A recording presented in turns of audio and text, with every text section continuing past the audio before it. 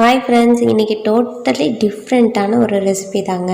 இந்த ரெசிபி நீங்கள் ஒரு தடவை செஞ்சிட்டிங்க அப்படின்னா திரும்ப திரும்ப செய்யணும் அப்படின்னு ஆசை இருக்குங்க.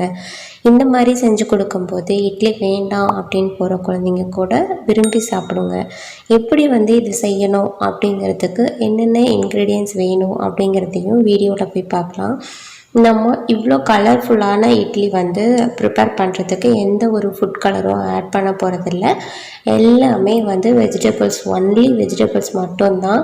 ஸோ இந்த வீடியோ ஃபுல்லாக பாருங்கள், ஸ்கிப் பண்ணாமல் பாருங்கள். இது செய்கிறதுக்கு ஜஸ்ட் 15 நிமிஷம் இருந்தால் போதுங்க. இவ்வளோ கலர்ஃபுல்லான ரெசிபியை நம்ம ரெடி பண்ணிடலாம். இப்போது இதுக்கு தேவையான இன்க்ரீடியன்ட்ஸ் என்னென்ன அப்படிங்கிறத பார்த்துடலாம் வாங்க.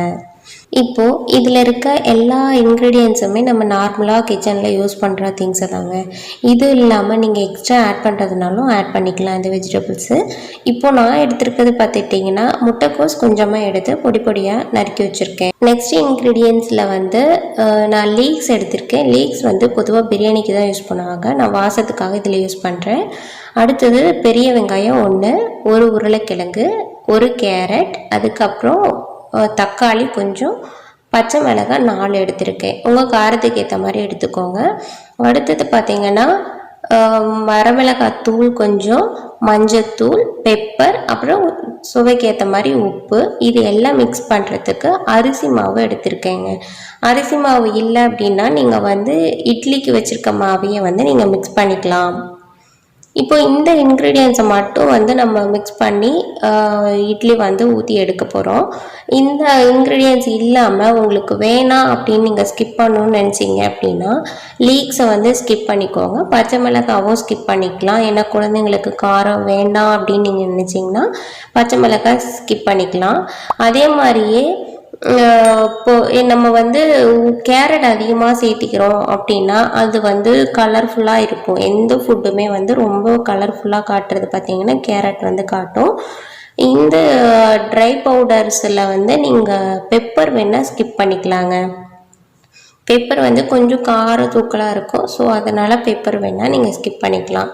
அரிசி மாவு இல்லை அப்படின்னா நீங்கள் இட்லிக்கு வச்சுருக்க மாவே எடுத்துக்கோங்க. லைட்டாக புளிப்பாக இருந்தால் கூட பரவாயில்லை, அந்த புளிப்பு தெரியாது நம்ம. ஏன்னா காரம் உப்பு எல்லாமே மிக்ஸ் பண்ணுறதுனால. இப்போது ஒரு பவுல் எடுத்துக்கோங்க. பவுலில் நம்ம எடுத்து வச்சுருக்க இன்க்ரீடியன்ஸ் 1 by 1 ஆட் பண்ணிக்கலாம்.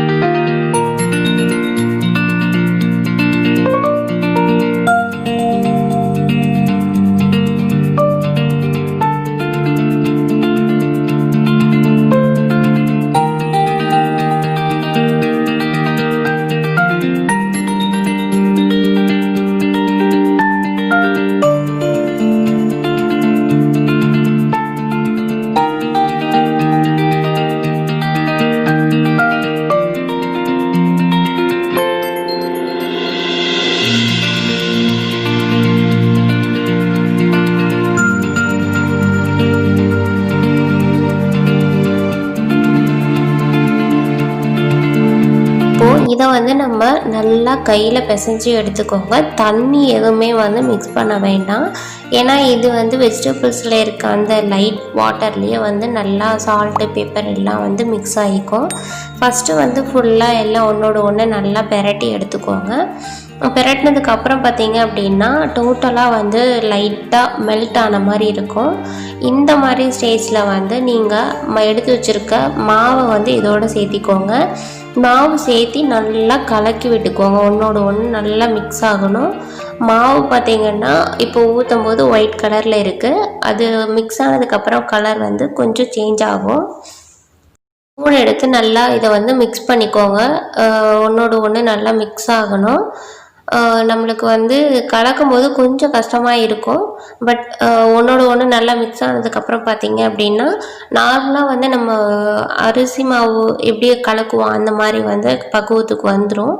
அது வந்து கலக்கி ஒரு 10 மினிட்ஸ் நல்லா அதுலேயே வந்து ஊறணும்.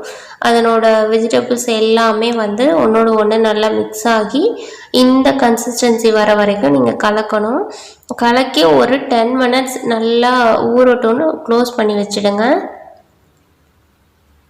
இதில் வந்து தண்ணி ஒரு சொட்டு கூட நான் மிக்ஸ் பண்ணலைங்க. அரிசி மாவுலேயே தான் நான் வந்து கலக்கி இதை வச்சுருக்கேன். ஸோ நீங்களும் வந்து தண்ணி முடிஞ்ச அளவுக்கு தண்ணி மிக்ஸ் பண்ணாதீங்க. தண்ணி மிக்ஸ் பண்ணோம் அப்படின்னா நம்ம இட்லி ஊற்றும் போது ரொம்பவே வந்து கெட்டி இல்லாமல் ஒரு மாதிரி கொழன்னு ஆகிடுற மாதிரி இருக்கும். ஸோ இந்த கன்சிஸ்டன்சி வரணும் அப்படின்னா நீங்கள் வந்து தண்ணி ஊற்றாமல் அப்படியே வந்து கலக்கிக்கோங்க. இப்போது நல்லா ஒன்றோட ஒன்று மிக்ஸ் ஆகிருக்கு. இப்போ இதை வந்து 10 மினிட்ஸ் ரெஸ்ட்டில் விட்டுறலாம். இப்போது நம்மளோட 10 மினிட்ஸ் முடிஞ்சிருச்சு. இப்போ ஓப்பன் பண்ணி பார்ப்போம். இப்போ பார்த்தீங்க அப்படின்னா லைட்டாக மாவு பொங்குனாப்பில் இருக்கும்.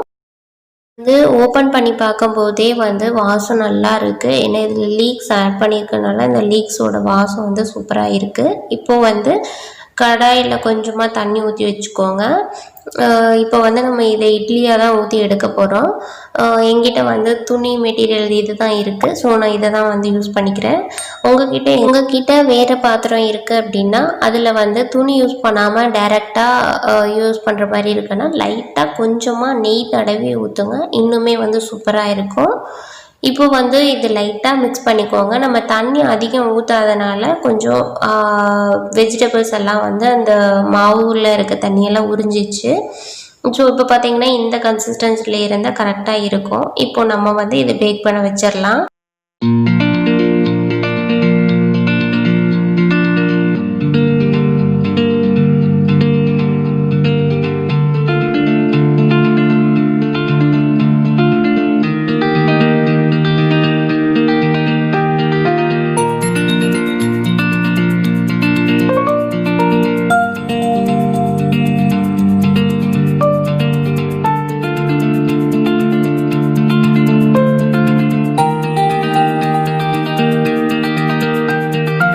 இப்போது இதை மூடி போட்டு ஒரு 20 மினிட்ஸ் வேக வைக்கணும். இது அப்படியே இருக்கட்டும். இதுக்கு வந்து சைடிஷ் அப்படின்னு பார்த்துட்டிங்கன்னா உங்களுக்கு வந்து தேங்காய் சட்னி பிடிக்கும் அப்படின்னா இது கூட வச்சு சாப்பிட்லாம். தேங்காய் சட்னி வந்து இன்னுமே நல்லாயிருக்கும். என்ன கேட்டால் வந்து இதுக்கு சாஸ் ரொம்பவே சூப்பராக இருந்ததுங்க. அதே மாதிரியே புதினா சட்னியும் நல்லா இருந்தது. ஸோ உங்களுக்கு எந்த மாதிரி சைட் டிஷ் வேணும் அப்படிங்கிறத நீங்கள் சூஸ் பண்ணிக்கோங்க. இப்போ வந்து ஒரு 50 மினிட்ஸ் ஆயிடுச்சு. இப்போ நான் வந்து செக் பண்ணி பார்க்கறதுக்காக ஒரு ஊசியோ இல்லை வந்து ஸ்பூனோ வந்து விட்டு பாருங்கள். ஒட்டாமல் வரணும். அப்போ தான் வந்து உங்களோட வெஜிடபிள்ஸ் எல்லாமே வந்து நல்லா வெந்திருக்கு அப்படிங்கிறத ஐடென்டிஃபை பண்ணிக்கலாம். இப்போ லைட்டாக ஒட்டுது. ஸோ இன்னும் ஒரு 5 மினிட்ஸுக்கு அப்புறம் நம்ம இதை வந்து எடுத்துக்கலாம். மினிட்ஸ் ஆயிடுச்சு. இப்போ பார்த்தீங்க அப்படின்னா முன்னே இருந்ததுக்கும் இப்போ வந்து நல்லா வெந்திருக்கு. வெந்த கண்டிஷனில் வந்து இப்படி தான் இருக்கும். மேலே வந்து நம்ம லைட்டாக ஆயில் போட்டிருக்க மாதிரி இருக்கும். இந்த கன்சிஸ்டன்சியில் நீங்கள் இதை வந்து எடுத்துடலாம். என்ன ஃப்ரெண்ட்ஸ், உங்களுக்கு இந்த ரெசிபி பிடிச்சிருக்குன்னு நினைக்கிறேன்.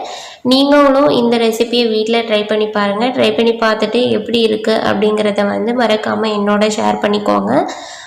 நான் ஃபஸ்ட் டைம் செய்யும் போதே வந்து இந்த ரெசிபி ரொம்பவே சூப்பராக இருந்தது. இதுக்கு வந்து சைட் டிஷ் பார்த்திங்கன்னா நான் தேங்காய் துவையல் தான் செஞ்சுருக்கேன்.